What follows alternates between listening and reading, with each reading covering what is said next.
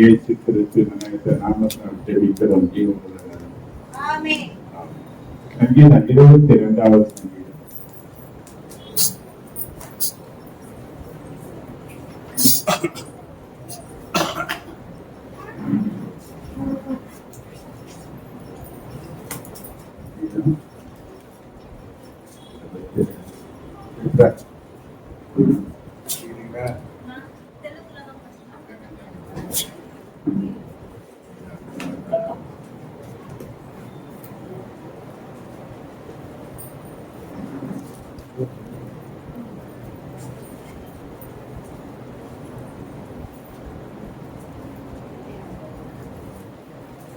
எடுத்துட்டீங்களா?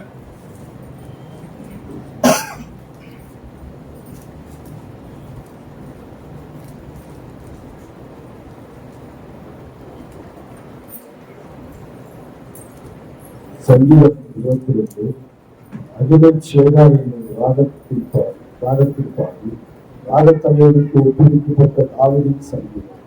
என் தேவனே, என் தேவனே, ஏன் என்னை கைவிட்டு எனக்கு உதவி செய்யாமல் நான் கதறி சொல்லும் வார்த்தைகளை கேளாமல் ஏன் தூரமாக இருக்கிறேன்?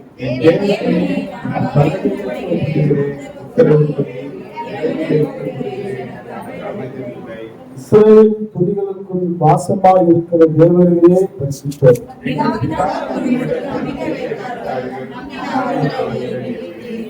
உம்மை நோக்கி கூப்பிட்டு தப்பினார்கள், உம்மை நம்பி வெட்கப்பட்டு போகாது இருந்தார்கள்.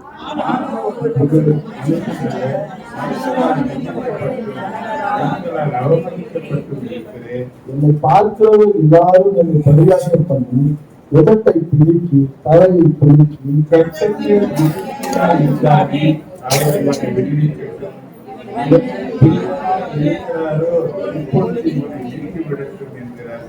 நீரே என்னை கர்ப்பத்தில் இருந்து எடுத்தவர், என் தாயின் முளைப்பாலை நான் உலகையில் என்னை உங்களுடைய பேரில் நம்பிக்கையாய் இருக்க பண்ணினேன்.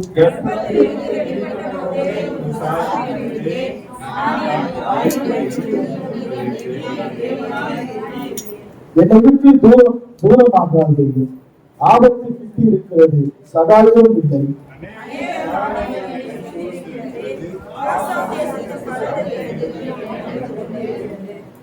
தீவி கட்சிக்கிற சிங்கத்தை போல் என் மேல் தங்கள் வாயை திறக்கிறார்கள்.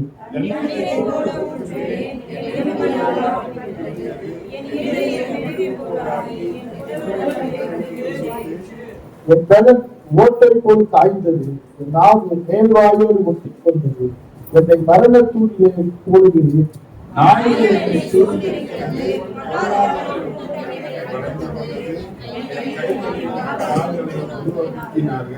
எலும்புகளை எல்லாம் நான் எண்ணலாம், அவர்கள் என்னை நோக்கி பார்த்துக் கொண்டிருக்கிறார்கள்.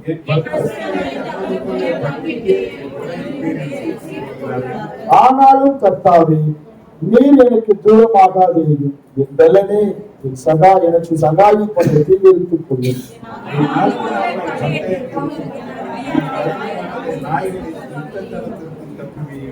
என்னை சிங்கத்தின் வாயிலிருந்து ரட்சியும், நான் காண்டாமிருகத்தின் கொம்புகளில் இருக்கும் போது எனக்கு செவி கொடுத்தவர்களே.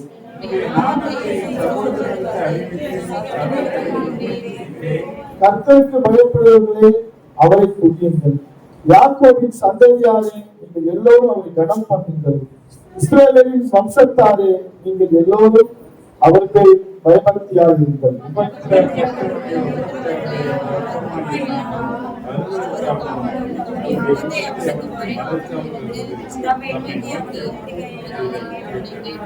மகா சபையிலே நான் உம்மை துதிப்பேன், அவருக்கு பயப்படுவதற்கு முன்பாக என் பொருத்தனைகளை செய்வேன், செலுத்துவேன்.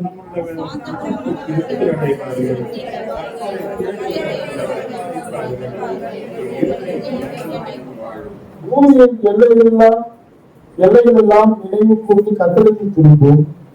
ஜாதிகளுடைய சந்ததியெல்லாம் உங்கள் சமூகத்தில் தொழுது கொள்வோம்.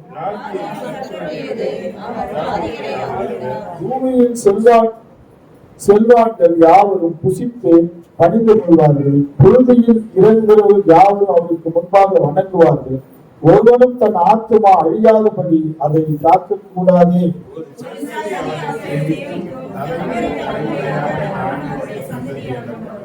அவர்கள் வந்து அவரே இதை செய்தார் என்று பிறக்க போகும் ஜனங்களுக்கு அவர் நீதியை அறிவிப்பார்கள்.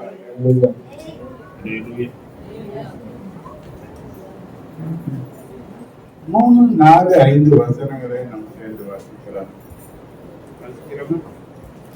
இஸ்ரவேலின் மாற்றமாக இருக்கிற தேவரீரே பரிசுத்தர்.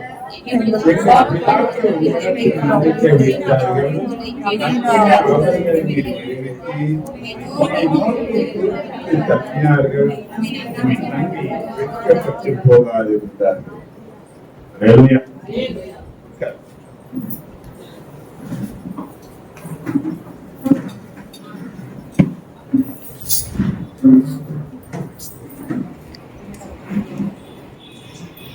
வார்த்தை சங்கீதத்தினான் கடவுளை தட்டி நம்ம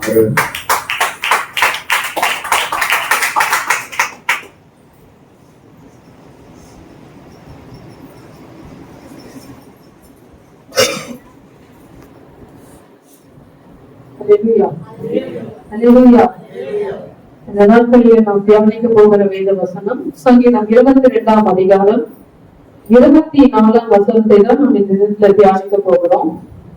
அந்த வசனத்துல வேதம் சொல்லுகிறது, உபத்திரவப்பட்டவனுடைய உபத்திரவத்தை அவன் அற்பமாய் எண்ணாமலும் அருள்விருக்காமலும் தம்முடைய முகத்தை அவனுக்கு மறைக்காமலும் இருந்து தம்மை நோக்கி அவன் கூப்பிடுகையில் அவனை கேட்டருளினார். ஹல்லேலூயா. இந்த இடத்துல வேதம் சொல்லுகிறது, உபத்திரவப்படுகிறோட உபத்திரத்தை அவன் என்ன பண்றது இல்ல, அற்பமா எண்ணுகிறதே கிடையாது. அதை அவர் அருவருக்காமலும் இருக்கிறாரு, அவனுடைய முகத்தை அவனுக்கு மறைக்காமலும் இருக்கிறாரு. அவன் எப்பெல்லாம் அவனை நோக்கி கூப்பிடுகிறாரோ அப்பொழுதெல்லாம் அவர் என்ன பண்றாரு, அவனுக்கு செவி கொடுக்கிறார் என்று வேதம் சொல்லுகிறது. நம்முடைய வாழ்க்கையிலும் பல விதமான உபத்திரவத்தின் வழியாக நாம் கடந்து வந்திருக்கலாம் இல்லையா? நமக்கு நம்முடைய சொந்தக்காரங்க கூட என்ன பண்ணுவாங்க, கொஞ்ச நாள் நமக்கு உதவி செய்வாங்க. நமக்கு வாழ்நாள் கூட அவங்க நமக்கு உதவி செய்வாங்களா? இல்ல. அவங்க நம்மள என்ன பண்ணுவாங்க, மேன்மையா பார்ப்பாங்களா? அற்பமா தான் பார்ப்பாங்க. ஆனா ஆண்டவர் சொல்லுகிறாரு, ஆண்டவர் நம்மள என்ன பண்ணுவாரு, உபத்திரவப்பட்டனுடைய உபத்திரவத்தை நான் என்ன பண்றது இல்ல, அற்பமா எண்ணுவதே கிடையாது. அவனை நான் ஒரு நாள் என்ன பண்ணுவது இல்ல, அருவருக்கிறதும் கிடையாது. அவன் எப்பெல்லாம் என்னை நோக்கி கூப்பிடுகிறானோ அப்பெல்லாம் அவனுக்கு நான் என்ன பண்ணுவேன், செவி கொடுப்பேன் என்று வேதம் சொல்லுகிறது. பாருங்க, உபத்திரவம் என்பது ஒரு வனாந்திரம் இல்லையா, ஒரு வெறுமை இல்லையா? உபத்திரவம் என்னங்க, கஷ்டம் ஒண்ணுமே இல்லாத ஒரு நிலை இல்லையா?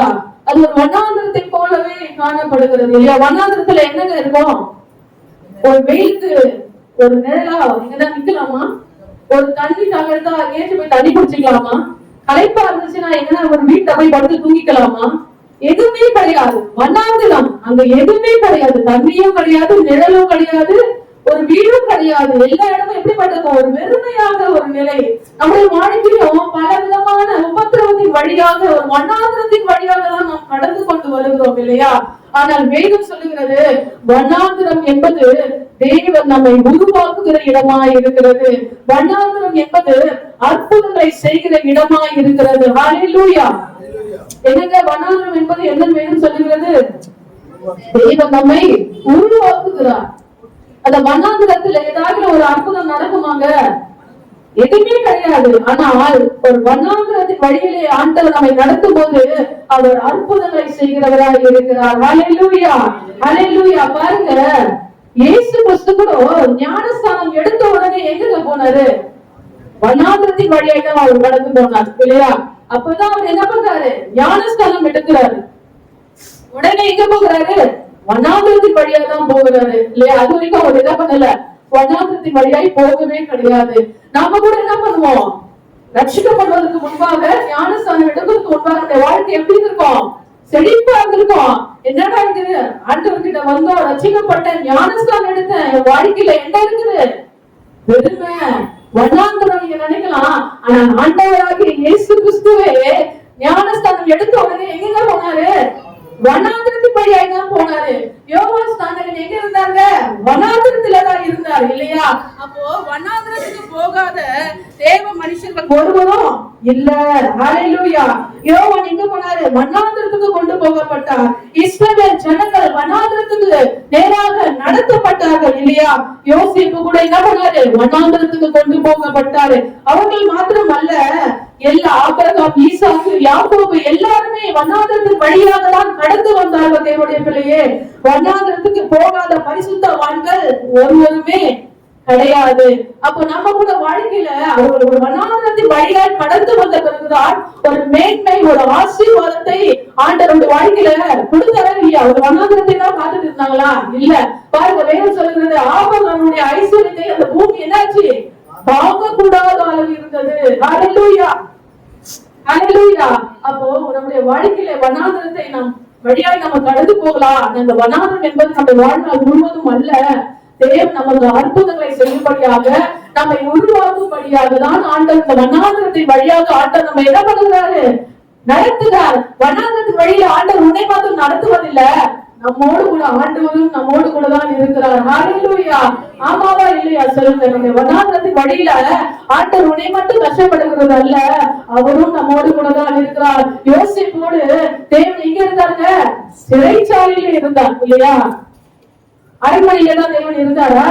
இல்ல, சிறைச்சாலையில தான் இருந்தாரு. ஏதாவது அவர் தேவனுக்கு முன்பாக எப்படி நான் பாவம் செய்வது என்று அவருக்கு தேவனுக்கு முன்பாக நடந்தது நிமித்தம் தேவன் சிறைச்சாலையில் யோசேப்போடு கூட இருந்து அங்கேயும் எல்லாருடைய கண்களிலே என்ன பண்ணாரு? பயம் உண்டாக்கினார். அப்படி நம்முடைய வாழ்க்கையில பல உபத்திரத்தின் வழியாக நாம் நடந்து வந்தாலும் ஒரு மேன்மையும் கனத்தையும் ஆண்டவர் நமக்கு வைத்து இருக்கிறார் என்பதை நாம் என்ன பண்ணக்கூடாது? ஒரு நாளும் மறந்து விடவே கூடாது. தேவனுடைய பிள்ளைகளே, பாருங்க, இந்த வனாந்திரத்தின் வழியாய் கடந்து வந்த ஒருவரை குறித்து நான் சொல்லுகிறேன். ஆதியாகமம் எடுக்கலாம். ஆதியாகமம் 21ஆம் அதிகாரம் 15ஆம் வசனம் 16ஆம் வசனம்.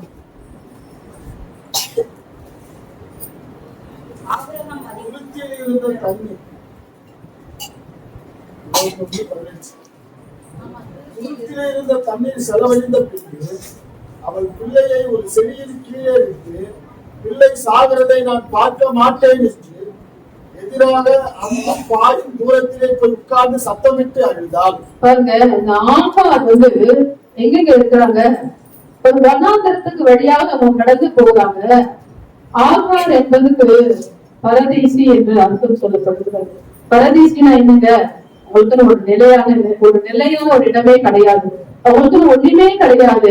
அந்த ஆகார் ஒரு அடிமையான பெண்ணாக ஆபிரகாம் வீட்டுக்கு வந்து இருந்து பின்பு என்ன பண்ணாரு? ஆபிரகாமாவில என்ன பண்றாங்க? அவரு பொருத்தி விடப்படும் போது அந்த வனாந்திரத்தின் வழியாக அவங்க கடந்து போனாங்க.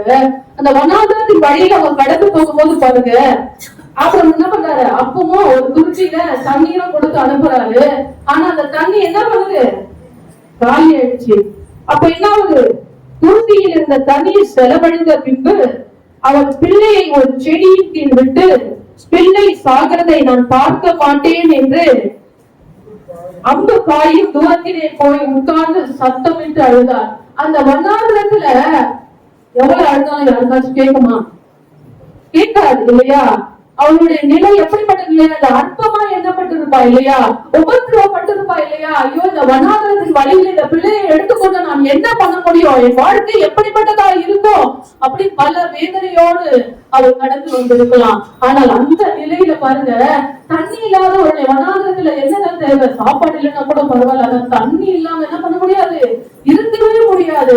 அதுவும் தன்னுடைய பிள்ளை தண்ணிக்காக ஏங்கி கொண்டு சாகிற நிலையில வரும் பொழுது அவனுடைய ஆதரவு என்னங்க?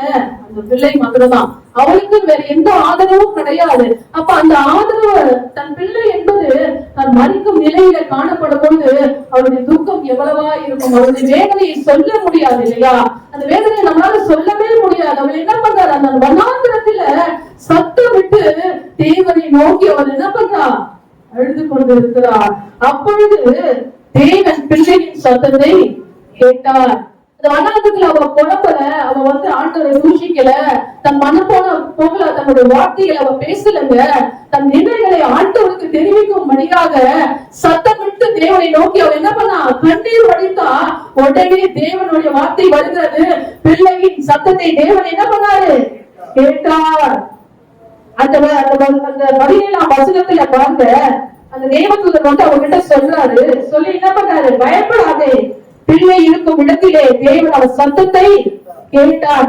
வாழ்க்கை என்கிற வனாந்தரத்துல நீ படுகிற பாடுகளோ, நீ விடுகிற கண்ணீரோ, நீ புலம்பல்களோ யாருக்கு வேணா கேட்காம இருக்கலாங்க. ஆனால் ஆண்டவர் அதை என்ன பண்ணுகிறாரு, கேட்டு கொண்டுதான் இருக்கிறார். கட்டாயமே ஒரு அற்புதங்களை என்ன பண்ணுவாரு, செய்வார். இந்த இடத்துல ஆண்டவர் என்ன பண்ண, ஒரு அற்புதத்தை செய்கிறார். நீ எழுந்து பிள்ளையை எடுத்து அவனை ஒரு கையிலே பிடித்து கொண்டு போ.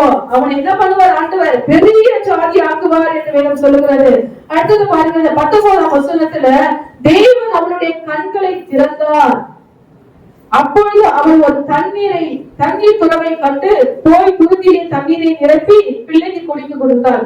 பாருங்க, இந்த 19ஆம் வசனத்துல சொல்லப்படுகிறது, தேவன் அவனுடைய கண்களை திறந்தார். அது வனாந்திரமா இருந்தாலும் அவனுக்கு அந்த இடத்துல ஒரு தண்ணீர் தேவை என்று தேவன் அறிந்து அந்த இடத்துல என்ன பண்ணியிருந்தாரு, ஒரு தண்ணீர் துறவை ஆண்டவர் என்ன பண்ணியிருந்தாரு, வைத்துதான் இருந்திருக்கிறாரு. ஆனால் அந்த இடத்துல வேதம் சொல்லுகிறது, கண்களை திறந்தார். நம்முடைய வாழ்க்கையிலும் பல ஆண்டுடைய வார்த்தையை கேட்கிறோம், பல ஆசீர்வாதங்களை பார்க்கிறோம், பல நன்மைகளை நாம் உணர்ந்து கொண்டுதான் இருக்கிறோம். ஆனால் சில நேரங்களில நம்முடைய கண்கள் எப்படிப்பட்டதா இருக்குதுங்க, குருடான நிலையில இருக்கிறது இல்லையா? அப்போ இந்த இடத்துல முதலாவது ஆண்டவர் என்ன பண்ணாரு, அவருடைய கண்களை திறந்து அந்த இடத்துல ஒரு தண்ணீர் துருந்தி இருப்பதை அவள் என்ன பண்ணா, கண்டா.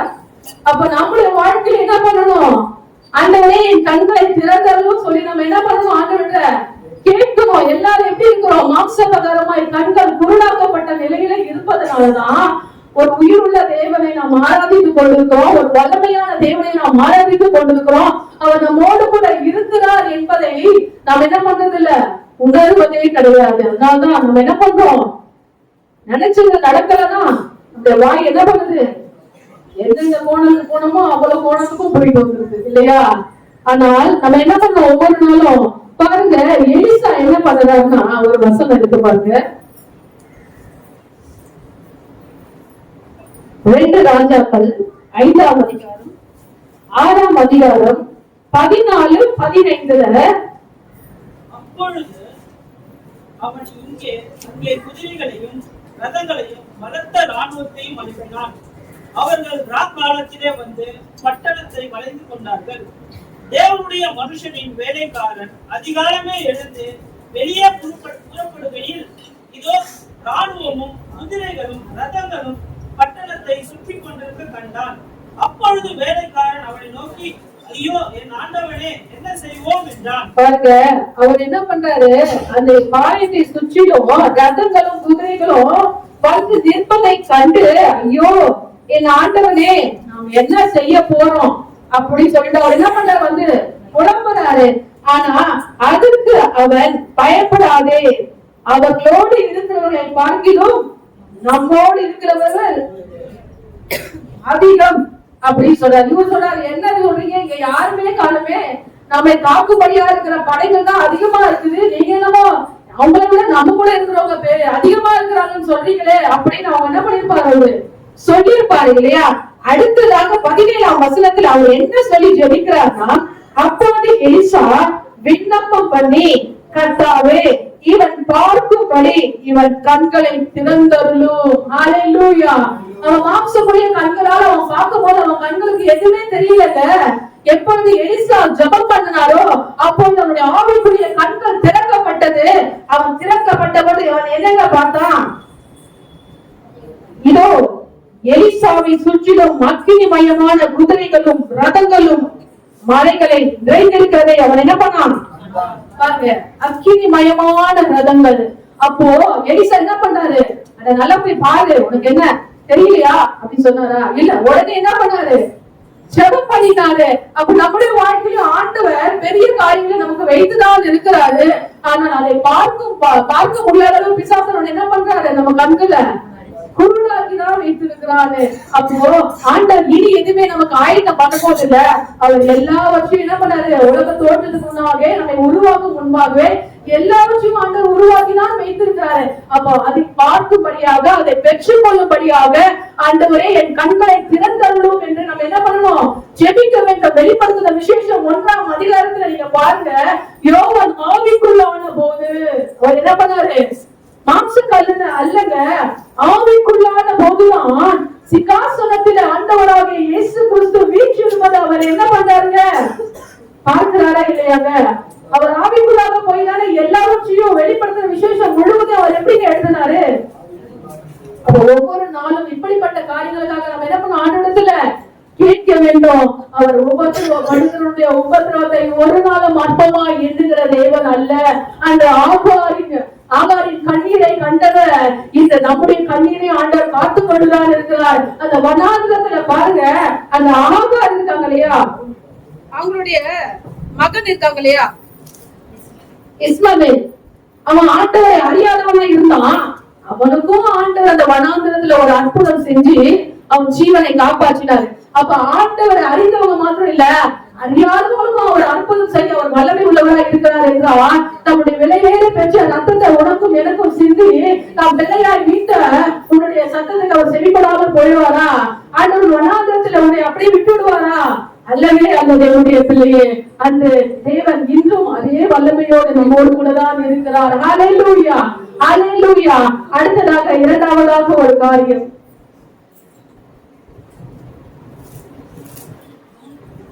நியாயாதிபதிகள்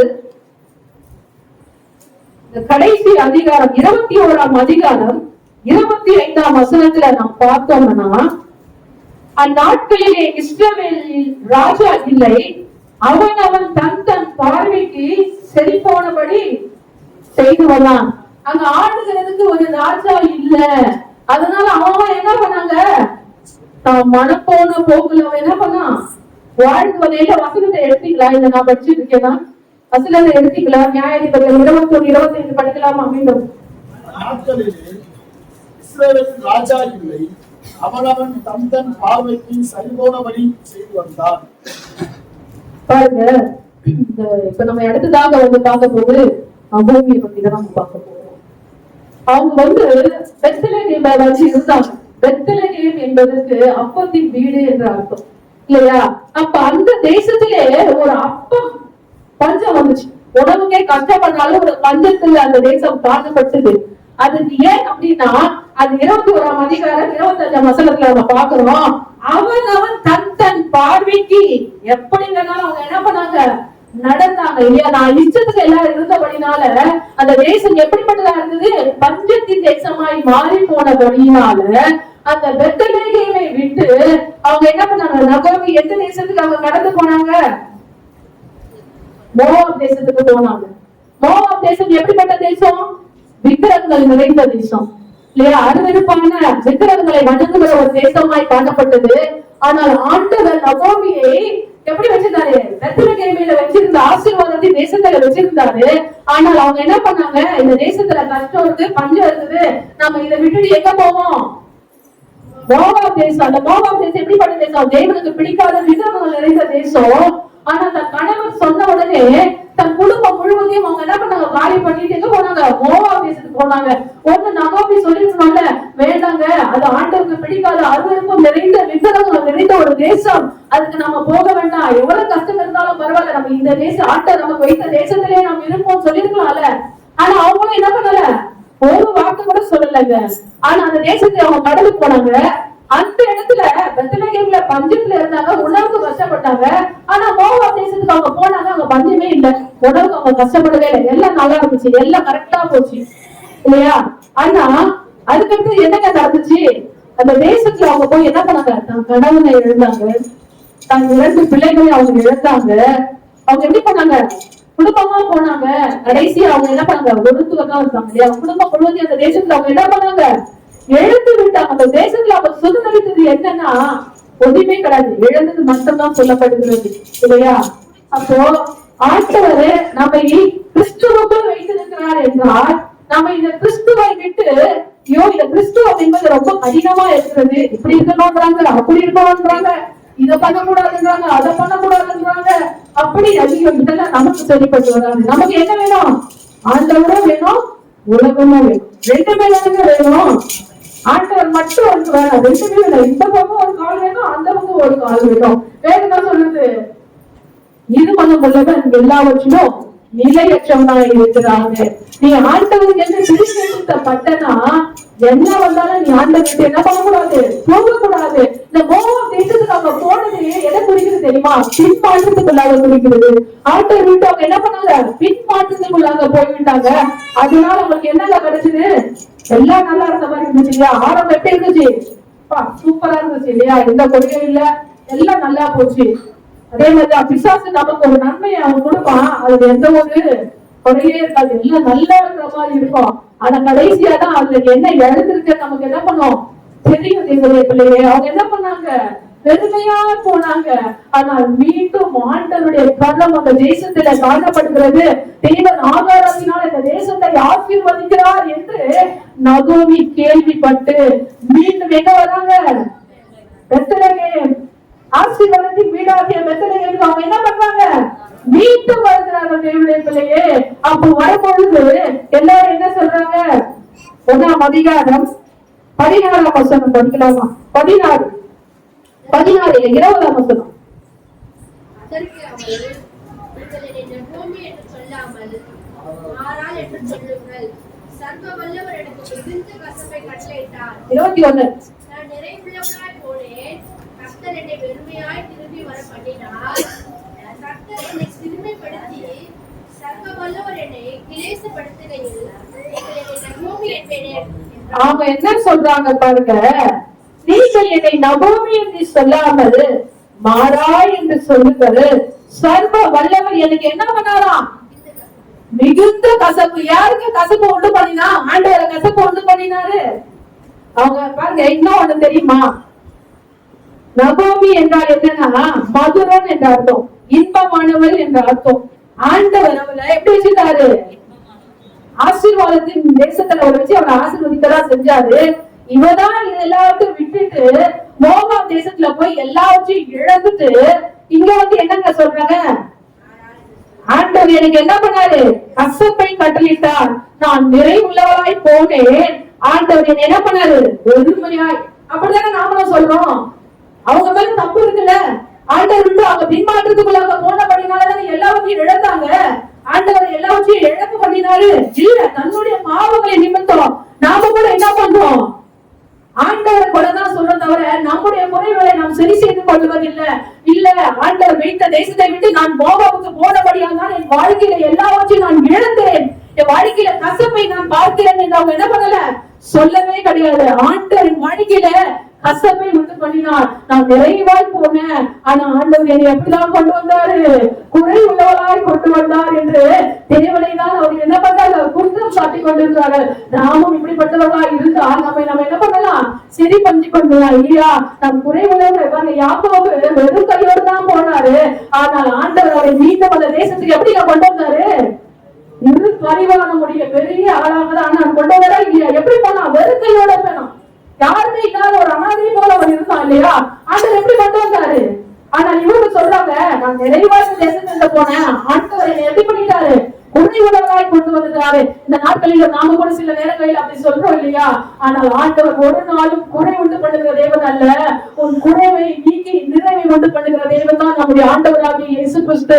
பாருங்க, ரூத் 1ஆம் அதிகாரத்துல இப்படி சொல்றாங்க, ஆண்டவர் என்ன பண்ணாரு? அந்த தேசத்துக்கு அவங்க வந்த பொழுது மீண்டும் தன்னுடைய மருமகளுக்கு ஒரு வாழ்க்கையை ஆண்டவர் கொடுத்து அவருக்கு ஒரு பிள்ளையும் ஆண்டவர் கொடுத்தார். அதைதான் அவர்கள் சொல்லுகிறார்கள். ரூத் 4ஆம் அதிகாரம் 17ஆம் வசனம். 14ஆம் வசனம். அப்பொழுது ஸ்திரீகள் நகோமியை பார்த்து, சுதந்திரவாளி அச்சு போகாதபடிக்கு இன்று உனக்கு தயை செய்த கர்த்தருக்கு ஸ்தோத்திரம், அவன் பேர் இஸ்ரவேலிலே பிரபலமாக கிடந்தது. பாருங்க, இந்த இடத்துல எல்லாரும் என்னங்க சொல்றாங்க? நகோமியை பார்த்து, சுதந்திரவாளி அச்சு போகாதபடிக்கு இன்று கர்த்தர் உனக்கு தயை செய்தார். ஹல்லேலூயா. அந்த தேவனுக்கு நீ என்ன பண்ண? கோடான கோடி ஸ்தோத்திரங்களை ஏழு அவங்க இந்த தேசத்துக்கு வரும்போது எப்படிங்க வந்தாங்க? வெறுமையாக்கப்பட்ட நிலையில, யாரும் மற்ற நிலையில அவங்க பல பேர் கண்கள் முன்பாக எப்படி அற்பமா என்ன பண்ணவங்களா அந்த தேசத்துல அவங்க வந்திருக்கலாம். ஆனால் அவர் தேவனை நம்பி அவர்கள் வந்தபடினால ஆண்டவர் அவர் என்ன பண்ணாரு? தயவு செய்தபடியா எல்லாவற்றிலும் ஒரு சுதந்திரவாளியை கொடுத்து அந்த தேசத்திலே ஒரு தைரியை கட்டிட்டு அவர் பேர் இஸ்ரவேலிலே பிரபலமாகும்படியாக ஆண்டவர் செய்தாரு. பாருங்க, அந்த குழந்தை யாருன்னு பாத்தீங்கன்னா 17ஆம் வசனத்துல பாருங்க, அவருக்கு அந்த குழந்தை யாருன்னு சொல்லுவாங்க பாருங்க. தாவீதின் ராஜாவுக்கு அவர் எப்படி இருந்தாரு? தாத்தா. யாருங்க அவரு? தாவீது ராஜா. அவர் எப்படி தாவீதை பத்தி எல்லாம் நம்ம பயங்கரமா பேசிருக்கோம், அவருடைய காரியங்களை நம்ம பாக்குறோம். ஆனா ஆண்டவர் நகோமி இந்த தேசத்தில் கொண்டு வந்து வெறுமையாய் வந்தாலும் ஆண்டவர் அவருக்கு ஒரு நன்மையை உண்டு பண்ணி ஒரு குடும்பத்தை ஆண்டவர் கொடுத்து அந்த குடும்பத்திலிருந்து வந்த சந்ததியை அந்த தாவீதின் ராஜா வருவது சந்ததி அந்த தாவீதின் ராஜா மட்டும் அல்ல, தாவீதின் ராஜாவுடைய சந்ததியில ஆண்டவராகிய இயேசு கிறிஸ்து வந்தாரு. ஹல்லேலூயா. இந்த நாட்களில நாம் என்ன இருந்து கற்றுக்கொண்டோம் என்றால், நம்முடைய உபத்திரவத்தை எல்லாரும் அற்பமா எண்ணலாங்க, நம்முடைய கஷ்டத்தை பார்த்து எல்லாரும் அற்பமா எண்ணலாம். ஆனால் உன்னுடைய கஷ்டத்தையும் என்னுடைய உபத்திரவத்தையும் ஆண்டவர் ஒரு நாள் அற்பமாவும் எண்ண மாட்டாரு, அருவருக்கவும் மாட்டாரு. ஆண்டவர் நம்ம கூப்பிடும் போதெல்லாம் நம்முடைய சத்தத்தை கேட்டு ஆண்டவர் நம்மளை கட்டாயமாய் உயர்த்த அவர் வல்லமை உள்ளவராய் இருக்கிறார். ஹல்லேலூயா. ஆண்டவர் என்னை உயர்த்துவார் சொல்றவங்க மாத்திரம் ஹல்லேலூயா சொல்லுங்க. ஹல்லேலூயா. இந்த வார்த்தையை தேவன் தாமே ஆசீர்வதிப்பாராக. ஆமென்.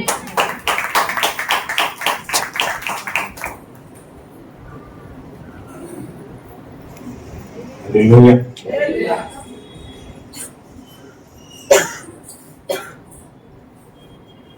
ஆசீர்வாதமா இருக்கு. என்ன பேசுனேன்?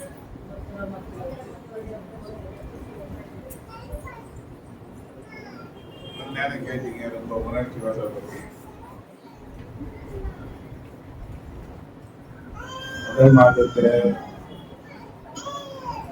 தேவனுடைய வார்த்தை வசனையா வெளிப்பட்டு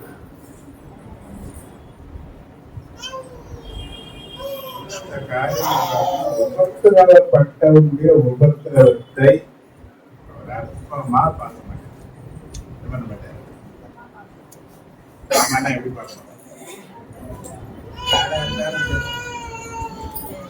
நல்லா வாழ்ந்த ஒரு மனுஷன் ரொம்ப கஷ்டத்துக்கு போயிட்டாங்க, ஒண்ணுமே இல்லாத நிலைக்கு வந்துட்டாங்க. பல விமர்சனங்களை பிடிச்சோம்.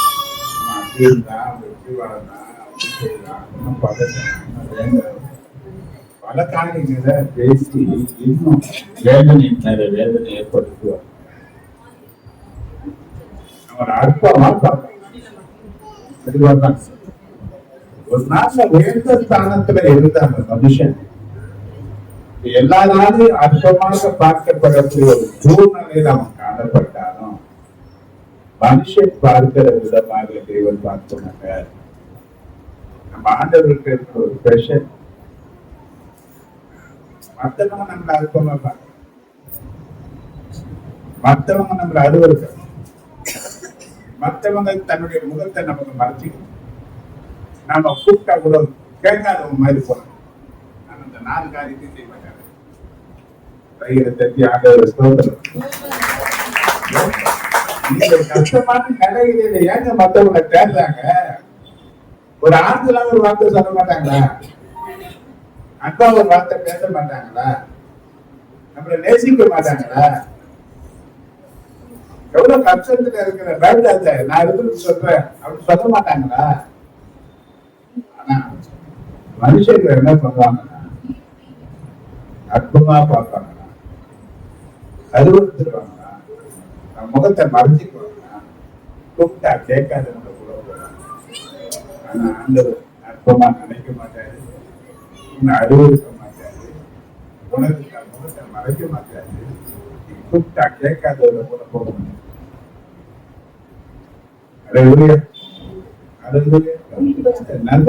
வாழ்க்கை பார்த்தீங்கன்னா ரொம்ப நிறைவுள்ளவனாக நான் போனேன், வெறுமை உள்ளவனாக நான் வந்தேன். அதனால என்ன பண்ணாத நம்பினே நீங்க நாம எப்படி இருக்கிறோம், நிறைவா இருந்தேன். இந்த 2025 எப்படி உள்ள நுழைஞ்ச நீ நிறைவா பெருமையா?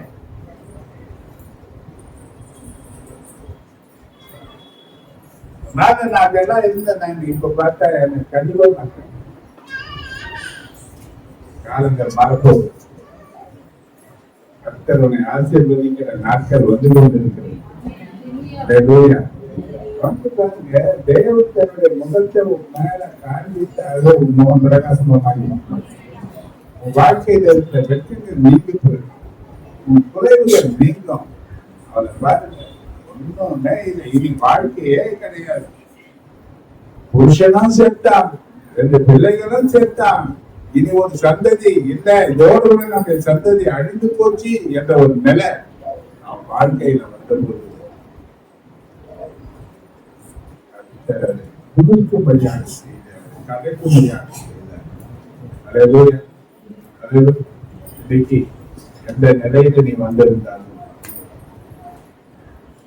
கர்த்தர் உன்னை புதுக்கும்படியாக செய்து சந்ததியை கதைக்கும்படியாக செய்வார். ஆகாரி கூப்பிடுறத கேட்டவர் ஒரு அடிமன் பார்க்கல, ஆதர வர்ஷவன் பார்க்கல, அவள் அற்பமா அவள் நினைக்கல. அந்த வனாந்திரத்திலையும் அவள் சத்தத்தை கேட்டது. நிச்சயமா உன் சத்தத்தை அவர் கேட்டார். நிச்சயமா உன்னுடைய கூட்டத்தை அவர் அறிவார். நிச்சயமா உன் கஷ்டத்தை அவர் காத்து சந்தோஷமாக மாறுகிறதுக்குரிய வழிகளை வரக்கூடிய காலங்களில நிச்சயமா செய்வார். நன்றியோடு நம் ஆண்டவரை சொல்கிறோம். கர்த்தர் நல்ல வார்த்தைக்காக நன்றியோடு சொல்கிறோம். சாட்சி நேரம் சாட்சி இருக்குமானால் ஆண்டவரை சீக்கிரம் வந்து சுருக்கமாக வார்த்தை